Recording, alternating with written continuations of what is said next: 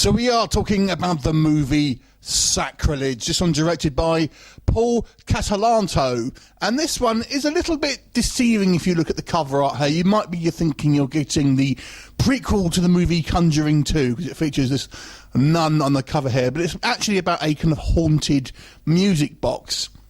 So the story here basically is there is this kind of antique music box that is bought by this young woman from a yard sale. And as she takes it home, and almost immediately it starts kind of affecting her in a kind of a supernatural way, and ultimately ends in her suicide.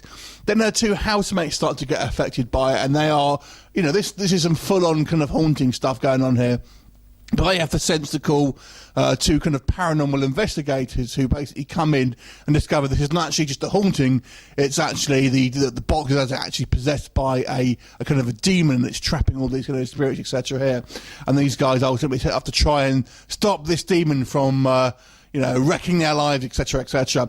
So that's your basic plot of SACRILEGE. So what do I think of this movie? Not having any negative things here. First of all, I've got to say the beginning portion was a little weak for me. The scenes where we have the girl who initially buys the box, because she literally doesn't ask for any help whatsoever. She knows she's getting haunted and stuff. Very obviously, she knows she's getting haunted, but she doesn't ask one person for help. Not a priest, not her friend, not anything. So that kind of bothered me a little bit.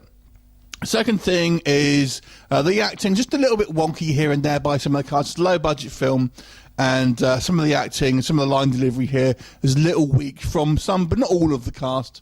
And then, yeah, the story's somewhat kind of just generic, if I'm completely honest, when we go to point A to B. That's not necessarily a bad thing, but there's nothing really any kind of that's going to jump at you as a new surprise. But the good things, I actually thought this was a thoroughly entertaining haunting movie, basically. Even though I feel the plot is somewhat generic, it still intrigues you. It goes on, the pacing is quite good once you kind of get past that initial kind of intro part. The pacing is pretty good, and the story progression and the kind of the severity of the hauntings really does keep you interested. But this isn't just a kind of like, some flowers moving from one thing to another. This is some full-on supernatural shenanigans, shall we say. So that I really liked. And the actual effects here, although they are kind of on the cheaper side, I thought they did a good job actually of kind of giving you some good creepy moments there. So I actually thought this film was quite fun, I'll be honest with you. I kind of quite liked it. So if you do like a kind of a low-budget horror, this is definitely one to check out. I mean, the criticisms that I feel are somewhat inherent down to the budget necessarily. So I can't really be too harsh on it, because it just needs that little bit of tightening up, I feel, and it would have been a real kind of haunting classic, I think. But as it stands at the moment, it's a solid haunting film.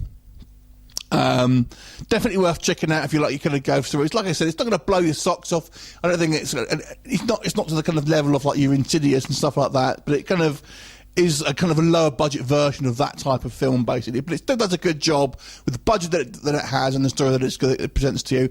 So overall, I'll give this movie a 7 out of 10. Have you seen it? What do you think of it? Leave me comments, and I'll look forward to seeing you next time. Bye for now.